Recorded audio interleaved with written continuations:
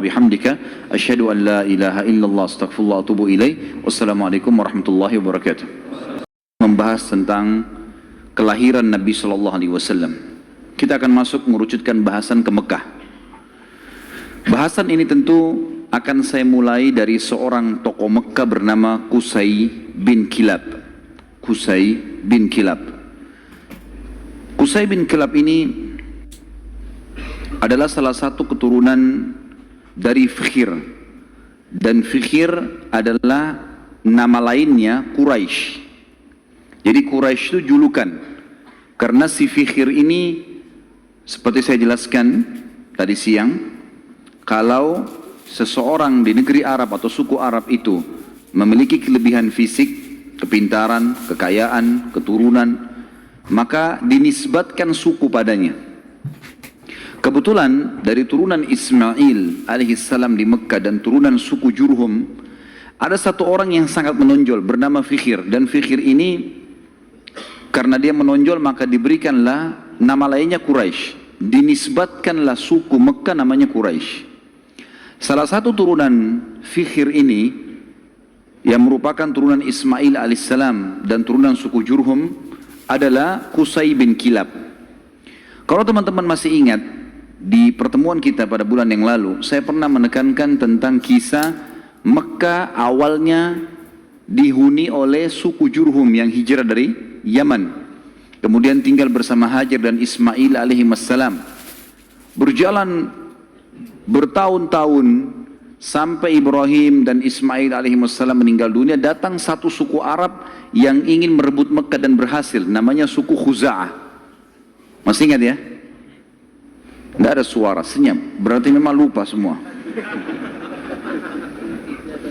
Jadi suku Khuza'ah ini datang merebut. Dan salah satu pimpinan Khuza'ah, Amr bin Luhai, yang memasukkan patung di Jazirah Arab, di Mekah. Gitu kan. Suku Khuza'ah ini berkuasa di Mekah sampai 500 tahun. Dan pada saat Jurhum dikalahkan oleh Khuza'ah, suku Jurhum sempat menimbun air Zam-Zam. Jadi 500 tahun mereka memimpin di Mekah, nggak ada sama sekali air. Kita bahas sekarang tentang keadaan satu orang tokoh ini, karena kalau panjang kita ceritakan panjang lebar Mekah ini cukup panjang, tokoh-tokohnya banyak, tapi saya ingin merucutkan ke Qusay bin Kilab. Qusay bin Kilab ini salah satu turunan Jurhum dan turunan Ismail alaihissalam. Dia sempat berpikir, bagaimana bisa ini setelah 500 tahun ya? Bagaimana bisa Mekah ini yang tadinya dikuasai oleh suku dia, Jurhum, dan juga kakeknya Ismail alaihissalam, direbut oleh Khuza'ah. Walaupun di Mekah itu suku Khuza'ah sama suku Jurhum sudah berbaur ya, karena sudah terlalu lama ratusan tahun, akhirnya mereka berbaur satu sama yang lain. Tetapi tetap kekuasaan kerajaan di bawah kekuasaan Khuza'ah. Qusay bin Kilab lalu memperbaiki keadaan ekonominya. Dia berbisnis, dia berdagang, sampai Allah membukakan kekayaan yang sangat banyak. Pada saat itu teman-teman sekalian, Raja Mekah dari suku Khuza'ah bernama Hulail. Hulail ini memiliki seorang anak wanita, anak tertuanya, terkenal dengan kecantikannya, anak raja. Qusay bin Kilab datang dan melamar. Dan pada saat itu, dia orang kaya raya, dia punya kedudukan, dihormati di Mekah. Oleh Hulail diterima lamarannya. Selama ini, kalau suku Jurhum mau melamar suku Khuza'ah selalu ditolak umumnya. Karena memang ada persaingan dari dulu gitu kan. Mereka berbaur saling transaksi, kalau berdagang, bertetangga. Tapi pernikahan tidak. Pertama kalinya, dari suku Jurhum diterima lamarannya. Itu adalah Qusay bin Kilab. Oleh Hulail, kepala suku sekaligus raja, kepala suku Khuza'ah sekaligus raja Mekah. Pada saat dia menikah dengan anaknya Hulail, Qusay ini menunjukkan yang terbaik, ya. Dia patuh, dia bantu mertuanya dan seterusnya, sampai mertuanya meninggal. Waktu mertuanya meninggal, Qusay menjalankan misinya. Dia lalu mengiklankan dan menobatkan diri menjadi Raja Mekah pengganti mertuanya. Orang-orang yang dari suku Khuza'ah menolak. Bagaimana bisa kau jadi raja? Raja jelas dari Khuza'ah, kamu dari Jurhum, nggak boleh gitu. Maka pada saat itu terjadi perseteruan, sampai akhirnya Qusay meminta pertolongan dari orang-orang sesuku dengan dia dari Jurhum, dan Khuza'ah juga berkumpul. Akhirnya terbentuk dua pasukan dan terjadi peperangan besar di Mekah. Pertumpahan darah yang sangat besar dan banyak sekali korban pada saat itu.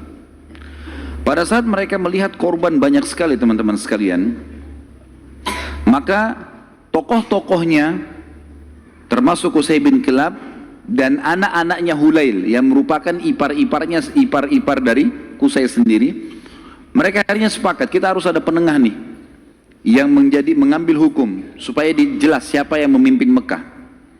Maka mereka akhirnya sepakat menunjuk satu orang yang dituakan di Mekah pada saat itu, dan memang umurnya sudah sangat tua. Orang ini namanya Ya'mur bin Auf. Ya'mur bin Auf, dia ditunjuk oleh orang-orang Quraisy dari Jurhum dan juga ditunjuk oleh orang-orang Khuza'ah, nunjuk, dan diambillah sumpah atas nama Allah, apapun keputusan Ya'mur harus diterima. Baiklah, Ya'mur pada saat itu umurnya 120 tahun, orang yang sangat tua dan dituakan sekali, dihormati. Datang lalu mendudukkan Qusay dan anak-anaknya Hulail. Lalu mulailah ditanya oleh Ya'mur, wahai Qusay, apa alasan anda membentuk pasukan mau merebut Mekah dari keturunan mertua anda ini, apa sebabnya? Maka Qusay mengatakan, semua kita ini tahu kisah Mekah ini berawal dari kakek saya yang bernama Ismail, dan Ismail seorang nabi. Ismail menikahi suku Jurhum, anak kepala suku Jurhum, dan itu turunan kami. Kami yang membentuk komunitas di Mekah, kami yang membentuk ekonominya, kami yang membangun Ka'bah, kami yang semuanya disebutkan. Sementara Qusay menyebutkan ini, anak-anaknya Hulail dari suku Khuza'ah nggak bisa ngomong apa-apa, karena memang semuanya betul. Memang tidak ada. Khuza'ah ditanya, lalu kalian punya apa? Nggak ada. Tidak ada andilnya di Mekah. Cuma datang pasukan dari luar menyerang Mekah, kemudian langsung menguasai. Nggak ada andil sama sekali. Tiba-tiba pada saat itu Ya'mur mengambil sebuah keputusan, mengatakan keputusan yang mutlak, seluruh Mekah, kerajaannya, kekuasaannya, pengurusan jemaah hajinya, pengurusan Ka'bahnya, ya, semuanya untuk Qusay bin Kilab. Maka dengan keputusan ini teman-teman sekalian, Qusay bin Kilab menjadi Raja Mekah. Menjadi Raja Mekah. Dan pada saat itulah kerajaan yang sudah hilang 500 tahun dari keturunan Jurhum kembali. Pada saat itu Qusay melakukan banyak sekali perkembangan di Mekah, diantaranya dia membangun sebuah tempat namanya Darun Nadwa. Darun Nadwa ini oleh Qusay dibuat sangat luas, sangat besar, sebuah auditorium kalau kita sekarang sangat luas gitu kan. Tapi belum ada buku sejarah yang menyebutkan seberapa luas, seberapa dia menampung manusia. Tapi dari buku-buku sejarah disebutkan Darun Nadwa pada saat itu multifungsi, dilakukan apa saja di situ. Pertemuan orang-orang Mekah, pertemuan tokoh-tokoh Mekah, sampai Qusay bin Kilab melarang siapapun orang Mekah menikah kecuali di Darun Nadwa, harus di Darun Nadwa. Kalau anak bayi baru lahir, bawa ke Darun Nadwa. Pokoknya Darun Nadwa ini menjadi simbolnya Mekah. Termasuk juga pada saat orang-orang Quraisy ingin memerangi Nabi SAW, nanti kita akan belajar pada saat beliau mau hijrah pun ke Madinah atau mau dibunuh, itu mereka kumpulnya di Darun Nadwa ini. Qusay bin Kilab pada saat sudah mulai tua teman-teman sekalian, dia memperhatikan di antara anaknya banyak sekali. Daripada dua orang yang menonjol, artinya anak pertama bernama Abduddar dan anak kedua bernama Abdul Manaf. Sudah hafal belum? Ngangguk-ngangguk saja. Allahu alam, faham atau enggak tahu. Abduddar dan Abdul Manaf. Abduddar anak pertamanya si Qusay. Abdul Manaf anak kesekian. Saya tidak temukan anak keberapa, tapi Abduddar karena anak pertama, biasanya kalau dinisbatkan nama seseorang adalah nama anak pertamanya. Jadi Qusay ini dipanggil Abu Abduddar gitu. Tapi Abduddar ini orangnya lemah secara fisik. Dia nggak punya keterampilan, nggak punya kepintaran, sehingga tidak punya kedudukan di tengah-tengah masyarakat. Sementara adik-adiknya semua, terutama Abdul Manaf, menonjol sekali. Punya suara, berdagang, majulah gitu. Maka Qusay ingin anaknya ini, Abduddar, punya kedudukan. Apa yang dia lakukan? Pada saat dia mau meninggal, dia tulis sebuah keputusan surat, kalau saya meninggal, semua kerajaan, semua pengurusan Ka'bah, jemaah haji, itu di tangan Abduddar. Waktu Qusay meninggal dunia, surat dibuka, ditemukan tertulis seperti itu, maka semua anak-anaknya patuh. Keputusan raja. Abduddar akhirnya menjadi raja. Berjalan waktu teman-teman sekalian, Abduddar wafat. Pada saat wafat, keturunan Abduddar mau melanjutkan kerajaan ayahnya, tapi turunan Abdul Manaf tidak setuju, nggak bisa. Abduddar ini, paman kami dulu ini, ayah kalian, itu dipilih oleh kakek kita semuanya, Qusay, karena dia nggak punya kedudukan dan kemuliaan, sudah dikasih dan sudah berhasil. Sekarang nggak bisa kembali kepada kalian. Harusnya ini dibagi rata. Sampai mereka pada saat itu hampir perang satu sama yang lain. Sama lagi. Dicarilah hakim di antara mereka dan akhirnya kesimpulannya dibagi. Pembagian ini teman-teman sekalian adalah dibagi Abduddar khusus mengurus keturunan Abduddar, khusus mengurus semua yang berurusan dengan jemaah haji. Sementara Abduddar mengambil alih pengurusan Ka'bah dan Darun Nadwah. Sementara Abdul Manaf mengurus jemaah haji. Dibagi dua. Kita akan sedikit sisipkan di sini teman-teman sekalian kisah tentang Darun Nadwah ini yang tadi dibuat. Kita tinggalkan dulu sebentar tadi sampai ke masalah sudah pembagian Mekah. Abduddar mengurus Ka'bah dan juga Darun Nadwah. Haji itu Abdul Manaf, ya.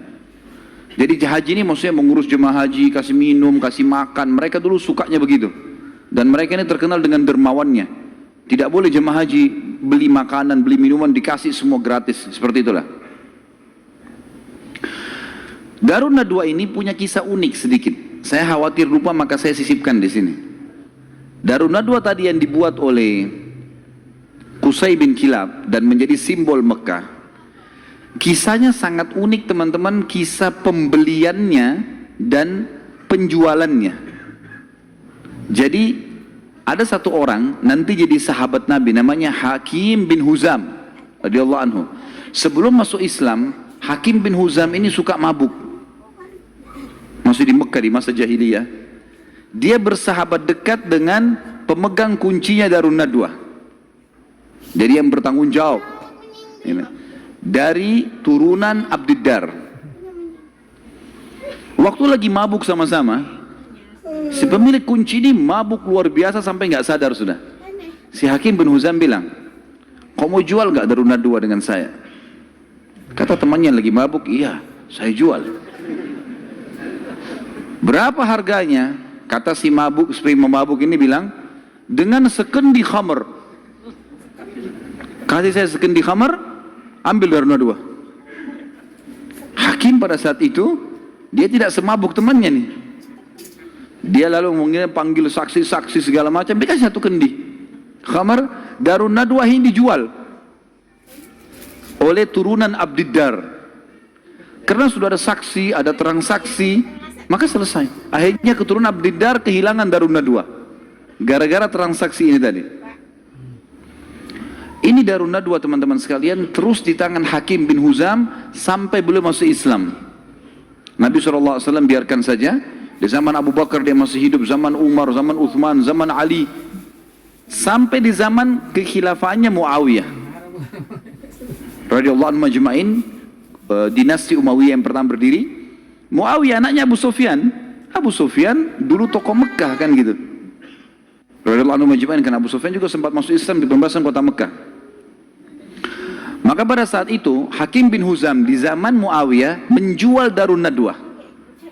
Dijual sama dia dengan harga 100.000 dinar. Mahal sebenarnya. Tapi Darun Nadwah ini kedudukannya besar di Quraisy. Muawiyah bilang, menghardik dia, "Hai Hakim, ngapain kau jual Darun Nadwah dengan harga 100.000 dinar? Itu bisa tidak ada nilainya. Peninggalan dari Qusay bin Kilab, gitu kan, raja pertama Mekah setelah 500 tahun ditinggalkan oleh Jurhum, gitu. Maka kata Hakim radhiyallahu anhu, "Wahai Amir Mukminin, sekarang kita sudah Muslim. Penilaian mulia dan bukan mulia itu bukan dari peninggalannya Qusay bin Kilab, tapi kita pengikut Nabi Muhammad SAW. Dan saya dulu demi Allah membelinya dengan sekendi khamar. Sekarang 100.000 dinar banyak sekali. Dan Anda menjadi saksi bersama dengan seluruh muslimin yang ada di sini, kalau 100.000 dinar ini saya sedekahkan di jalan Allah." Kisahnya begitu. Jadi kisah Darun Nadwah, karena tadi kita sempat singgung, ada proses pembelian lepas dari tangan keturunan Abdiddar dan bagaimana proses penjualannya setelah itu. Tentu sekarang sudah tidak ada semuanya ini, tapi ini kisah pada saat itu. Baik, kita kembali teman-teman sekalian ke kisah kita. Abdul Manaf, tadi kan Abdiddar sama Abdul Manaf. Sekarang Abdiddar sudah kita sebutkan, diantaranya mereka menguasai Ka'bah dan Darun Nadwah. Dan sudah dijual, tinggal Ka'bah, perawatan Ka'bah, kiswahnya segala macam urusan mereka. Abdul Manaf bertanggung jawab tentang jemaah haji, kan itu. Abdul Manaf ini teman-teman sekalian punya seorang anak bernama Hashim. Hashim ini punya anak bernama Syaibah. Garis bawahi nama Syaibah ini. Tadi sudah makan siang belum ini? Banyak nama yang harus dihafal nih. Kita kerucutkan bahasan tentang Abdul Manaf punya anak namanya Hashim. Hashim punya anak Syaibah. Garis bawah Syaibah ini. Kita akan bahas Syaibah ini. Hashim ini, ayahnya Syaibah, waktu menikah dengan istrinya, ibunya si Syaibah, karena mulianya, ini tradisi jahiliyah dulu ya, karena kedudukan si ibunya Syaibah ini tinggi di sukunya, anak kepala suku, maka Ismah itu cerai di tangannya ibunya. Ibunya bisa menceraikan suaminya. Hukum dulu. Berjalan waktu, meninggal Hashim. Syaibah ini ikut sama ibunya ke perkampungan ibunya. Ada satu ya, anaknya atau saudaranya Hashim ya. Saudaranya Hashim ini, jadi Abdul Manaf punya beberapa anak, diantaranya Hashim yang punya anak Syaibah, ada juga anaknya yang lain bernama Muttalib. Anaknya si Abdul Manaf ini. Muttalib ini namanya orang, ya. Muttalib ini datang ke perkampungan Syaibah, ibunya Syaibah, lalu dia berkata kepada ibunya, ini ayahnya Hashim sudah meninggal, tapi anak ini keturunan Qusay bin Kilab, ini turunan raja di Mekah, jangan ditinggalkan di kampung sini, ikut ke Mekah dengan saya, siapa tahu nanti dia punya kedudukan di Mekah. Kata ibunya, nggak bisa, ikut sama saya.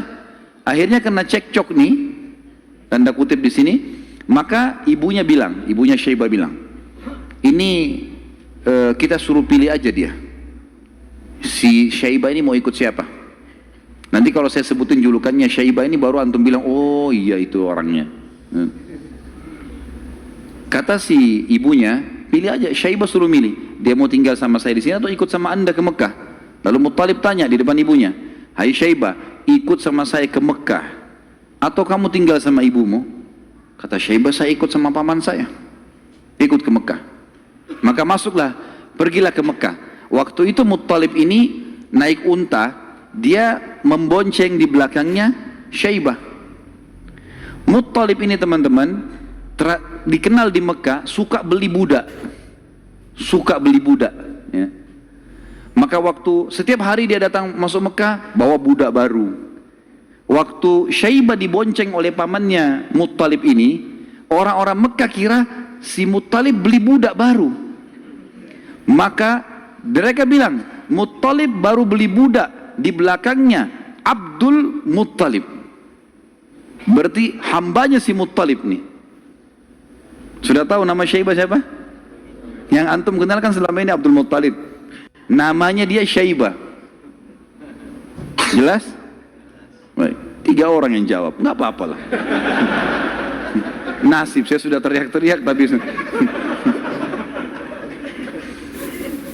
Abdul Muttalib berarti namanya Syaibah. Jadi Abdul Muttalib bukan Muttalib nama Allah ya. Ini nggak ada dalam Asmaul Husna gitu. Tetapi di sini Muttalib nama pamannya. Karena sering beli budak, kemudian dia membonceng ponakannya. Orang-orang Mekah kira ini adalah budak baru. Maka dibilang Abdul Muttalib, hambanya Muttalib. Tapi karena itu sudah menjadi buah bibir di Mekah, akhirnya terkenal dengan Abdul Muttalib. Baik. Abdul Muttalib ini yang tentu kita sudah tahu adalah kakek Nabi SAW. Kita masuk mengerucutkan bahasan sekarang ke Abdul Muttalib nih, si Syaibah. Kita sudah kerucutkan bahasan dari Abdul Manaf, ada anaknya Hashim, Hashim punya anak Syaibah. Syaibah ini Abdul Muttalib. Kita harus kerucutkan begitu supaya nanti ngerucut ke Nabi SAW. Karena kalau melebar akan jalur nasab Quraisy banyak sekali.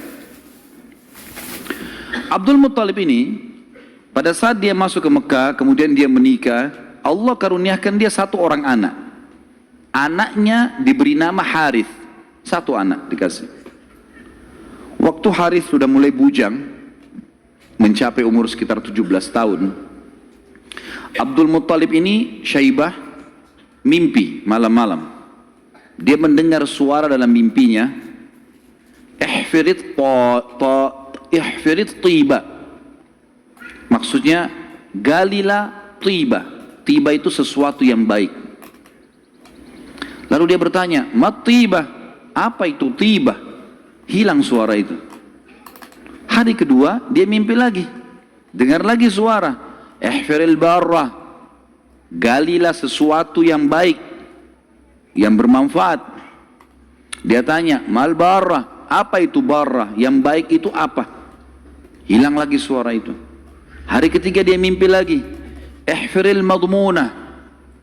Gali sesuatu yang terjamin. Dia tanya, mal madmunah? Apa itu madmunah? Hilang lagi. Hari keempat baru dia mimpi dan dia dengar ihfiriz zamzam. Galilah zamzam itu. Zamzam ini di zaman itu cuma seperti sebuah histori lama, kenangan. 500 tahun tidak ada sumur zamzam, hilang. Jadi selama Khuza'ah berkuasa teman-teman sekalian di Mekah, mereka selalu mendatangkan air dari luar, beli mahal dari luar Mekah, sumur-sumur di luar Mekah.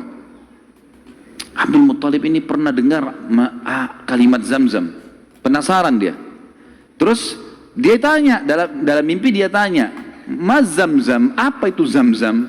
Lalu keluarlah suara itu mengatakan, dan dia dengar pada saat itu ya, kalau dalam buku-buku sejarah disebutkan, La tanzifu abada, sesuatu yang tidak akan pernah rusak, wala tarum, juga ya, sesuatu yang selalu bersih dan tidak akan pernah rusak. Taskil hajijal a'zam, engkau akan memberikan dengannya air para jemaah haji. Dikatakan wahia bainar rafthi wad dam, tempatnya air Zamzam itu berada di antara rafath. Rafath itu bisa berarti busanya darah, atau memang darah yang bercampur, busa yang bercampur dengan darah, atau memang busa air biasanya. Jadi dikatakan sini ciri-cirinya adalah tempat Zamzam itu ada darah yang bercampur dengan rafath, dengan busa, kemudian bercampur sama tanah. Lalu dikatakan lagi dalam mimpinya, inda naqratil gurabil a'sam,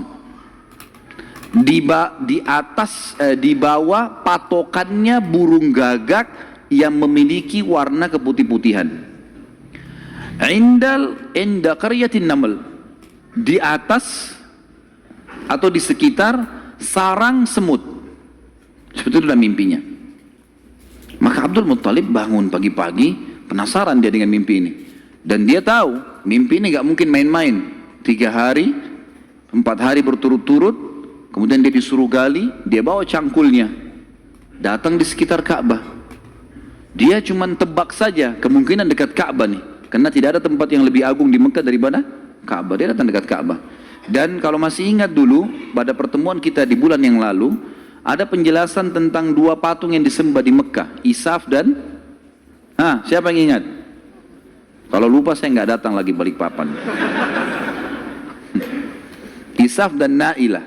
Isaf kan nama laki-laki, Na'ilah nama perempuan. Yang dulu mereka saling suka, akhirnya mereka berzina depan Ka'bah dan dikutuk menjadi patung.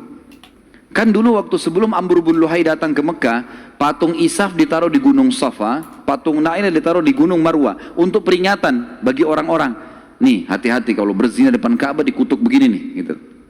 Tapi oleh Amr bin Luhai yang membawa patung masuk ke Jazirah Arab, dia angkat patung Isaf dan Na'ilah dipindahin dekat Ka'bah, disuruh orang Mekah sembah. Tapi orang sudah lupa sejarahnya karena kejadian Isaf dan Na'ilah dikutuk ini jauh sebelum Amr bin Luhai. Ringkas cerita, di depan Ka'bah antara Hajar Aswad dengan Hijr Ismail itu ada patung Isaf dan Na'ilah. Ada satu suku Arab teman-teman sekalian datang ke situ antara Isaf dan Na'ilah nyembeli sapi. Tiba-tiba pada saat Abdul Muthalib lagi duduk, lagi memperhatikan ke arah Ka'bah di antara Isaf dan Na'ilah, kemudian ada orang nyembeli sapi. Waktu disembeli, darahnya ngucur. Darah itu berbusa. Dan karena dia ngucur, jalan sampai berada di sekitar Isaf dan Na'ilah. Dia kurang lebih jangan dibayangkan ini Ka'bah, ini Hajar Aswad dan ini Hijr Ismail. Isaf dan Na'ilah itu ditaruh cukup jauh ya, agak berjarak antara Hajar Aswad jauh ke belakang dengan Hijr Ismail juga jauh. Jadi di kiri kanan ya. Tempat itu sangat luas. Jadi jangan difahami tadi ini misalnya Ka'bah kemudian di sini posisinya, tapi agak jauh di kiri kanan. Maka pada saat itu darah ini mengucur dari patung Isaf itu menuju ke tempat di tengah-tengah di situ. Pada saat itu di tengah-tengah. HP-nya siapa nih? Pada saat itu patungnya, darahnya ngalir, kemudian darah itu ngalir menuju ke tengah-tengah antara Isaf dan Na'ilah ini, dan ada seperti tempat agak turun di lembah Mekah kan waktu itu masih pasir, lalu darah itu berkumpul di situ. Jadi akhirnya darah sama pasir bercampur. Abdul Muthalib lihat ini isyarat pertama nih. Mimpinya kan tadi darah yang mengalir berbusa yang bercampur dengan tanah, gitu kan. Lalu kemudian dia dekatin tempat itu, darah yang berkumpul itu. Dia temukan tiba-tiba ada burung gagak yang berwarna hitam. Burung gagak biasanya warna hitam ya. Tapi kalau ada burung gagak yang di bagian sayapnya itu ada beberapa bulu warna putih, namanya a'sam dalam bahasa Arab, Ghurabil a'sam. Maka dia lihat ada burung gagak. Burung gagak ini mengepakin sayapnya dan mematuk-matuk di atas sekitar darah itu. Dia lihat isyarat yang kedua. Isyarat yang ketiga adalah di situ ada sarangnya semut. Dia lihat ke dekat kakinya, ternyata ada beberapa ekor semut yang menggigit kakinya dia. Dia melihat ada lubang di situ. Maka dia bilang kepada anaknya Harith, saya mau menggali di sini. Siapapun jangan mengganggu saya. Maka dia angkat cangkulnya. Tapi kita jangan lupa, ini depan Ka'bah. Orang-orang lagi banyak tawaf waktu itu, walaupun banyak berhala. Dia angkat cangkul, orang jadi bahan perhatian. Tokoh-tokoh Quraisy pada datang semua. Lalu tokoh-tokoh Quraisy mengatakan, hai Abdul Muthalib, apa yang kau lakukan? Kata Abdul Muthalib pada Harith, singkirkan mereka dari saya, sibukkan. Jangan sampai mereka dekatin saya. Terus saja Harith menyibukkan orang-orang Quraisy dan Abdul Muthalib terus saja mencangkul sampai ujung cangkulnya menyentuh bibirnya sumur itu. Sumur Zamzam. Dan dengan kuasa Allah, airnya muncrat keluar. Pada saat airnya muncrat keluar, Abdul Muthalib mengatakan, Allahu Akbar. Karena memang mereka menggunakan bahasa Arab dan kalimat Allahu Akbar itu sudah biasa mereka ucapkan, gitu kan? Maka orang-orang Quraisy tahu kalau Abdul Muthalib sudah dapat target dan mereka kaget waktu lihat air muncrat, air di depan Ka'bah. Selama ini selalu ambil dari luar. Ini kemuliaan abadi, gitu kan? Maka tiba-tiba orang Quraisy datang, hai Abdul Muthalib, air ini kita punya sama-sama. Kata Abdul Muthalib, dari mana sama-sama? Saya mimpi, saya yang cangkul, saya yang dapat. Dari mana kalian punya sama-sama nih? Ribut nih. Abdul Muttalib bilang, ini punya saya. Quraisy bilang enggak, dikeroyokin Abdul Muttalib pada saat itu. Ribut, akhirnya mereka sepakat panggil hakim lagi. Ini hakimnya nih, cari penengah. Bagaimana caranya supaya ini bisa ditengahi, gitu kan? Insya Allah masalah di tengah ini kita lanjutkan habis salat Isya. Subhanakallahumma bihamdika asyhadu an la ilaha illa anta astaghfiruka wa atubu ilaik. Wassalamualaikum warahmatullahi wabarakatuh. Assalamualaikum warahmatullahi wabarakatuh. Alhamdulillah, wassalatu wassalamu ala Rasulillah. Kita lanjutkan bahasan kita. Akhirnya Abdul Muttalib setelah menemukan sumur Zam-Zam, orang-orang Quraisy tetap menuntut untuk dibagi. Dan Abdul Muttalib bertahan. Nggak bisa nih. Saya mimpi, saya yang gali, saya yang temukan. Gimana kalian merasa punya hak di situ? Ribut, akhirnya dicarilah penengah. Dan pada saat itu mereka tidak lagi ke Ya'mur, tapi mereka pergi ke dukun Bani Sa'idah. Ada satu dukun wanita di Madinah, waktu itu disegani. Dan memang pada saat itu dukun-dukun ini luar biasa pengaruhnya. Pergilah Abdul Muttalib bersama dengan tokoh-tokoh Quraisy. Saya tidak temukan jumlah mereka berapa orang, tapi yang jelas mereka semuanya pergi ke sana. Tiba di kota Madinah, ternyata dukun tersebut pergi ke Khaybar, wilayah lain. Nanti akan ada bahasan masalah Khaybar, tapi yang jelas pergi ke Khaybar. Abdul Muttalib sepakat dengan teman-temannya, kejar aja tuh, kita ke Khaybar. Antara Madinah sama Khaybar cukup jauh dan ada padang pasir yang luas sekali. Mereka belum pernah ke Khaybar sebelumnya, jadi masih menerka-nerka jalan. Di tengah jalan mereka kehabisan air. Mau balik ke Madinah, jaraknya jauh. Mau menuju ke Khaybar, belum jelas tujuannya. Air habis, panas lagi sangat terik pada saat itu. Mereka bermusyawarah, kira-kira bagaimana jalan keluarnya nih. Akhirnya orang-orang Quraisy selain Abdul Muttalib sepakat mengatakan, kayaknya kita pasti mati nih. Nggak ada air.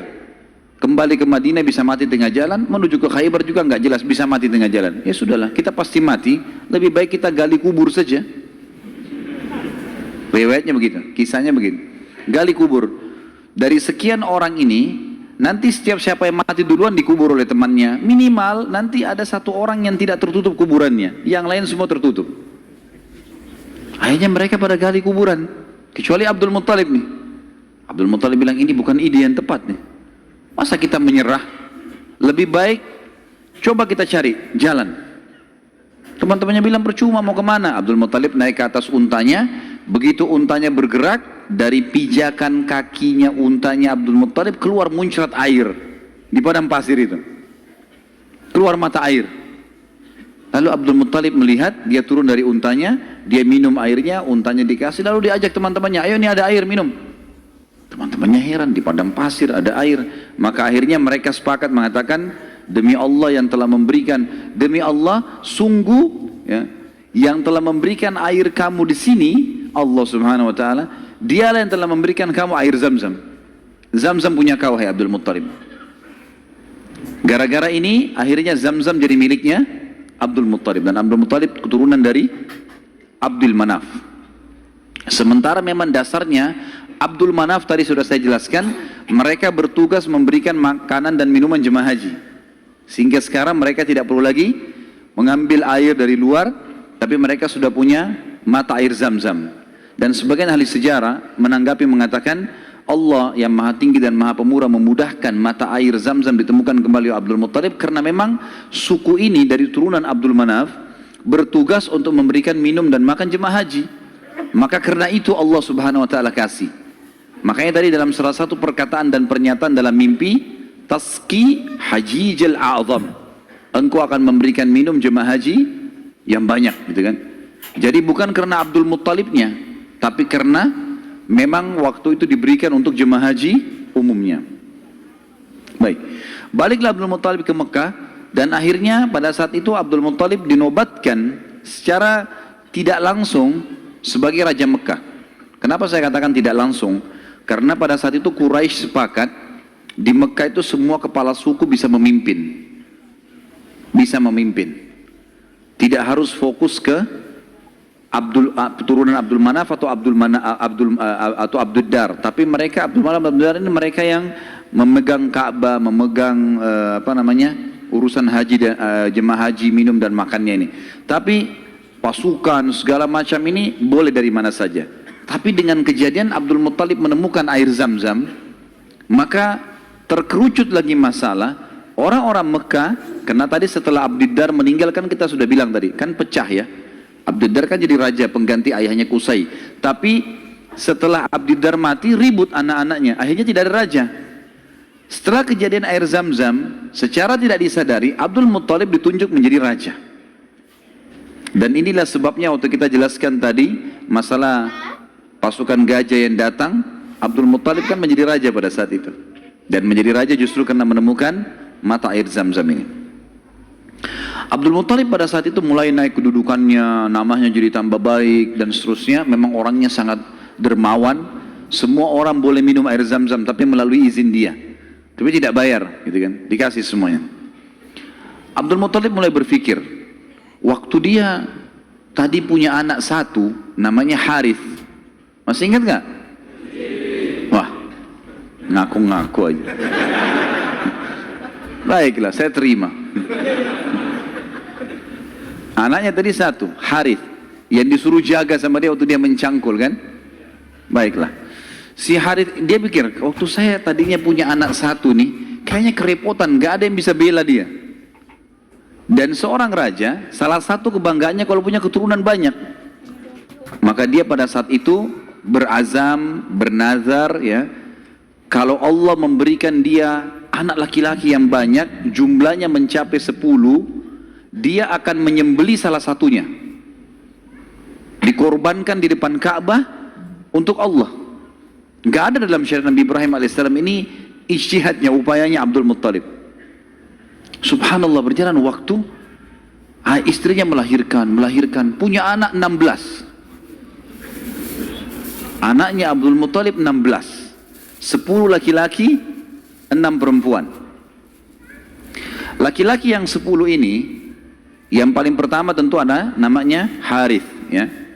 Kemudian ada, jadi dari 10 ini kita bagi 6 ini meninggal sebelum masa kenabian, 4 mendapatkan masa kenabian.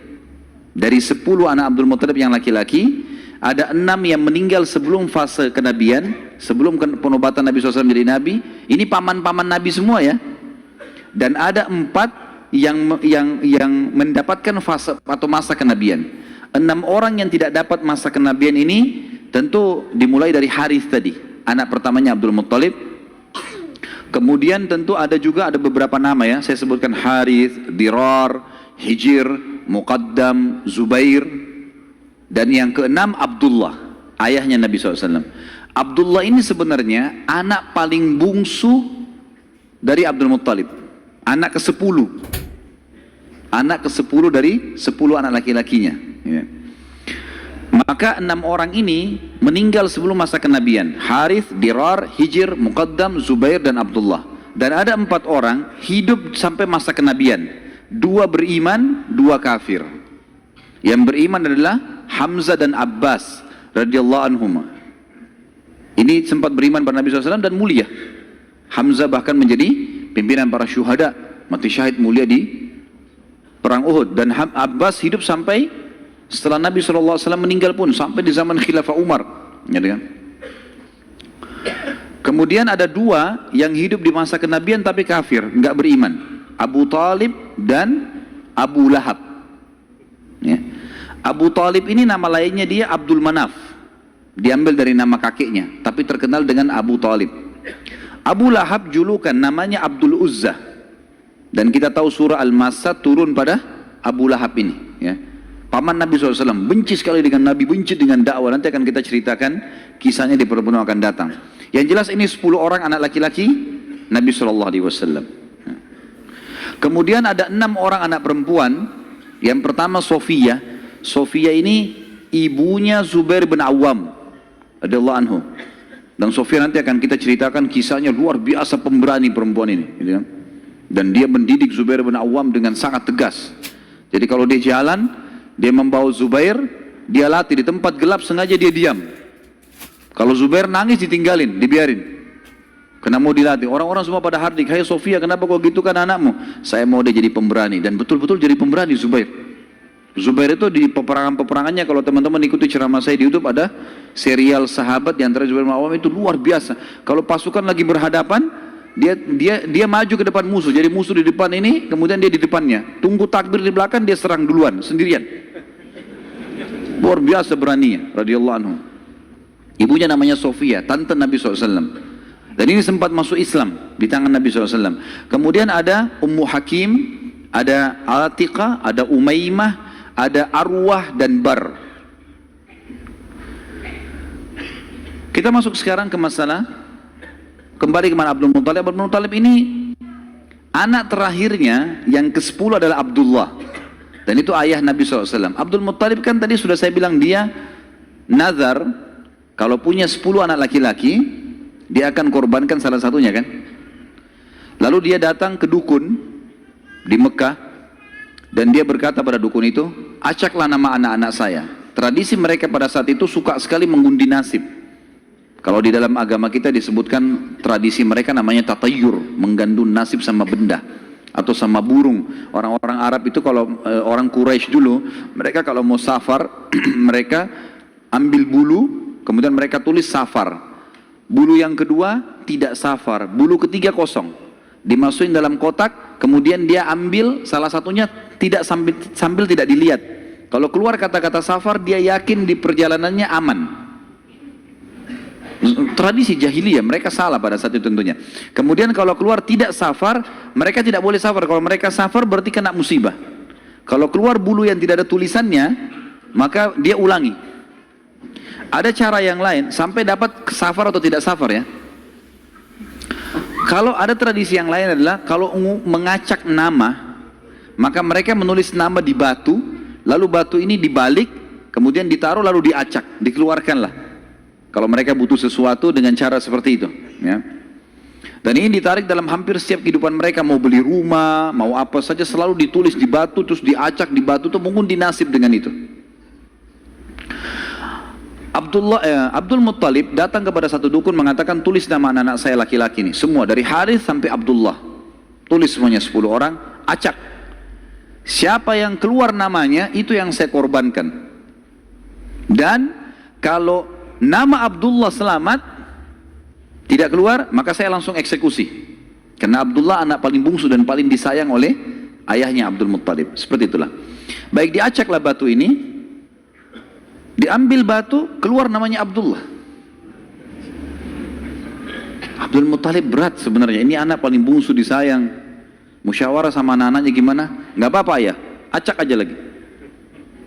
Acak lagi, yang kedua kali namanya Abdullah lagi. Sampai 3 kali. Namanya Abdullah terus yang diambil, keluar. Padahal ini batu diacak 10 nama. Kata Abdul Muttalib, berarti sudah memang anak ini nasibnya. Bawa Abdullah. Dibawalah Abdullah ini ke depan Ka'bah, ditaruh di atas sebuah batu. Biasanya mereka taruh di situ sembelihan, taruh kambing, taruh apa, dipegang di atas batu itu, baru mereka sembelih untuk berhala-berhala gitu kan. Ditaruhlah Abdullah, mau disembelih sama dia. Ikat tangannya, ikat kakinya, angkat pedang, mau disembelih. Orang-orang Quraisy lihat, apalagi yang Abdul Muttalib buat nih. Datang tanya, hai Abdul Muttalib, apa yang kau lakukan? Saya sudah nazar, kalau Allah kasih saya 10 anak, saya sembelih salah satunya. Dan saya sudah acak nama-nama anak-anak saya, yang keluar anak ini. Saya mau jalankan nazar saya. Orang-orang Quraisy bilang, nggak bisa, jangan. Mereka berusaha tahan. Akhirnya Abdullah ini ditarik-tarik. Ini. Sampai akhirnya, karena ditarik-tarik, ada orang Quraisy yang sempat menarik bagian badannya dan ada yang menarik kupingnya, sampai kuping Abdullah itu sempat luka. Ya. Maka ada julukan sendiri dikatakan Abdullah yang luka kupingnya. Gitu. Ayah Nabi SAW. Baik. Pada saat itu, orang-orang Quraisy mengatakan, wahai Abdul Muttalib, sadarlah, kalau kau lakukan ini sementara kamu adalah tokoh masyarakat di Mekah, maka akan menjadi sebuah tradisi nanti ini. Akhirnya setiap orang punya 10 anak laki-laki, 1 disembelih. Dan apa kenikmatannya orang kalau sudah punya anak disembelih gitu? Jangan dilakukan. Mari kita berhukum lagi. Cari hakim. Kembali kepada wanita dukun di Madinah, suku Sa'idah tadi. Yang tadi pada saat pertama mau cari air Zam-Zam, mau miliknya siapa air Zam-Zam kan mereka ke Madinah. Tapi dukunnya kan pergi ke Khaybar, nggak ketemu. Tidak sempat ketemu, akhirnya dapat air dari telapak kaki untanya Abdul Muttalib. Sekarang nggak, mereka pergi lagi ke sana ke Madinah, ketemu sama dukun itu. Tanya, bagaimana nih? Tentu ini bukan kita sedang mempromosikan dukun, dukun haram dalam agama. Setelah Islam datang nggak ada dukun ini. Kata Nabi SAW, siapa yang datang kepada dukun bertanya saja, bertanya. Terka tangannya, terka apa segala macam, tidak diterima sholatnya 40 hari.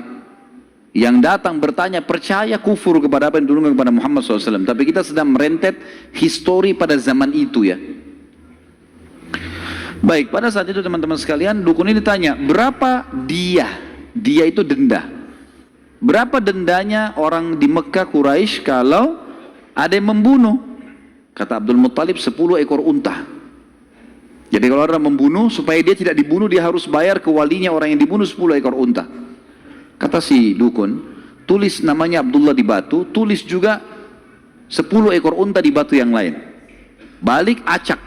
Ini ngundi nasib terus ini. Acak. Waktu diacak, kata dukunnya, kalau keluar namanya Abdullah, supaya Abdullah selamat, tambah batu yang ketiga, tulis 10 ekor unta lagi. Sampai Abdullah selamat. Kalau keluar nama unta, nah baru untanya, baru Abdullah selamat. Ditaruh batu 10 ekor unta sama Abdullah, diacak namanya Abdullah keluar. Tambah batu, 20 ekor unta sekarang, 10, setiap batu 10 ya. 10 ekor unta, batu kedua, keluar lagi namanya Abdullah. Terus sampai 10 batu. Sampai akhirnya ada 10 batu, semuanya tertulis 10 unta, satu namanya Abdullah. Waktu diacak setelah 10, diangkat keluar namanya Abdullah. Dan ini pastilah 10 batu semuanya unta, gitu kan. Semestinya secara rasional gitu ya. Tapi ini pada saat itu keyakinan orang. Abdul Muttalib bilang, saya nggak percaya, saya belum puas nih. Coba acak lagi, diacak lagi, diambil unta sampai 3 kali. Kata Abdul Muttalib, baiklah. Kalau begitu, saya akan sembelih itu 100 ekor unta. 100 ekor unta. Karena setiap batu 10, ada 10 batu, maka 100 ekor unta. Pada saat itu akhirnya dengan kejadian ini Abdullah selamat dari sembelihan atau dikurbankan. Dan Nabi SAW berkata dalam sebuah hadis, Ana ibnu Zabihain, saya keturunan dari 2 orang yang hampir disembelih. Ismail alaihissalam oleh ayahnya Ibrahim, dan Abdullah oleh ayahnya Abdul Muttalib. Baik, berjalan waktu teman-teman sekalian, Abdullah tumbuh besar dan mulai menjadi seorang pemuda yang cerdas, yang pintar, membantu ayahnya. Maka oleh Abdul Muttalib dinikahkan, dan dinikahkan oleh seorang wanita yang bernama Aminah. Dan Aminah dari turunan Abdul Manaf juga, jadi satu jalur, masih sepupu dengan Abdullah. Hanya saja dari Aminah ini, dari paman-pamannya Aminah itu dari penduduk asli Madinah, dari Aus dan Khazraj, dari suku Ansar di Madinah. Maka Nabi SAW di sini memiliki jalur dari 2 kota suci, Mekkah dan Madinah. Pada saat sudah selesai melahirkan, baru menikah, beberapa hari kemudian ada tanda-tanda kehamilan di Aminah.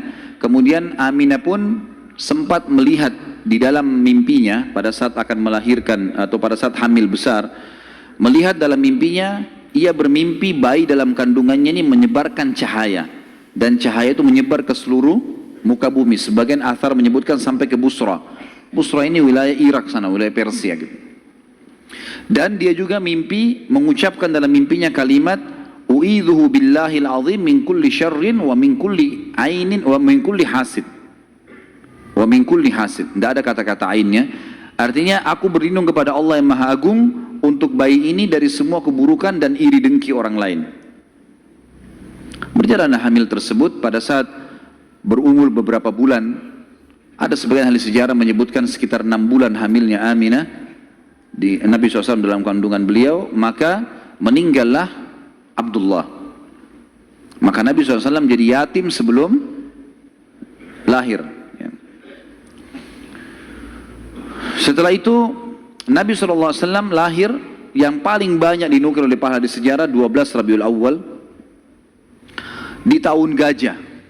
Sudah kita sebutkan tadi, tahun gajah kejadian Ashabul Fil, dan tepatnya 50 hari setelah kejadian gajah itu, penghancuran gajah, 50 harinya, disitulah lahir Nabi sallallahu alaihi wasallam. Ada yang perlu kita sebutkan teman-teman sekalian, walaupun sebenarnya menyebutkan ini bukan berarti Nabi SAW membutuhkannya, tidak sama sekali. Nabi SAW jauh lebih mulia daripada tanda-tanda ini. Tapi pada saat beliau lahir, ternukillah di Mekah, di Madinah, beberapa kejadian yang memang ahli sejarah angkat. Yang pertama, kejadian yang unik pada saat Nabi SAW lahir adalah terlihatnya bintang Ahmad namanya. Apa itu bintang Ahmad? Orang-orang Yahudi yang ada di Madinah itu meyakini kalau Nabi terakhir yang mereka tunggu di Madinah keluar itu, kalau dia lahir akan kelihatan bintang yang mereka istilahkan dengan bintang Ahmad, dan mereka mengukir-ngukir bintang itu sesuai dengan keterangan dari Taurat. Seperti itulah pemahamannya pada saat itu. Allahu a'lam tentang masalah kebenaran masalah bintang ini, tapi yang jelas kebenaran bintang itu bisa dipercaya atau tidak, karena kita dalam Islam taunya bintang nggak boleh dipercaya gitu kan. Tapi ini pada saat itu dinukil oleh Hassan ibn Thabit radhiyallahu anhu, penyair Nabi SAW. Kebetulan umurnya dia beda 7 tahun dengan Nabi SAW. Beliau mengatakan setelah masuk Islam, setelah Nabi SAW hijrah ke Madinah, beliau mengatakan pada hari Nabi SAW lahir, aku kebetulan berada di salah satu benteng Yahudi, dan naiklah di malam hari kebetulan salah satu pendeta Yahudi lalu teriak dengan suara keras, "Wahai Yahudi, hai sekalian kaum Yahudi, sungguh telah terlihat pada malam ini bintangnya Ahmad, dan tidak terlihat kecuali pada saat ia lahir." Dan menurut Hassan ibn Thabit radhiyallahu anhu, memang umurnya beda 7 tahun dengan Nabi SAW, dan pada hari itu memang hari kelahiran baginda Nabi SAW. Yang kedua dinukil oleh para ulama tentang masalah kejadian-kejadian unik adalah Nabi SAW pada saat lagi Aminah melahirkan, maka dikatakan melahirkan tanpa ada rasa kesulitan sedikit pun, jadi sangat mudah. Bahkan sebagian athar menyebutkan Aminah tidak dibantu oleh orang. Tiba-tiba Nabi SAW keluar begitu saja.